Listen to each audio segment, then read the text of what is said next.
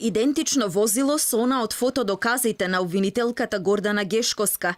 Опелот Омега, еден од клучните докази во постапката за петкратниот Смилковски масакар од пред 6 години, денеска го виде и јавноста во присуство на двајцата судечки судии, специјалното јавно обвинителство, адвокатите и обвинетите. Причината беше да се отфрли она што беше спорно и за Врховниот суд, а и една од причините на осудените да им се суди од почеток. Опел Омегата има задни седишта со подпирачи, има и калници. Токму на седиштето зад возачот, Гешковска во првичната постапка тврдеше дека се најдени ДНК траги од прво обвинетиот за убиството на децата и рибарот, Алил Демири, а хемискиот состав од земјата најдена на калниците е иста со она кај брегот на езерото, каде беа убиени петмината.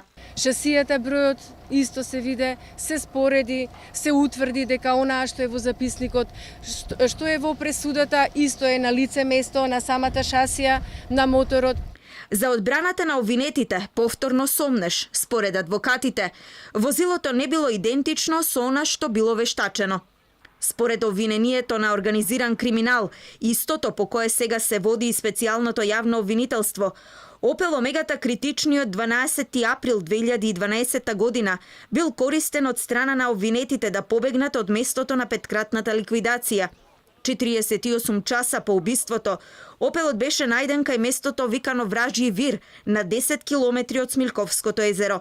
Во текот на првичната постапка, одбраната тврдеше дека возилото било на полициските Алфи, а дел од медиумите ширеа информации дека Опелот е на МВР со цел да изградат перцепција за полициска конструкција на случајот.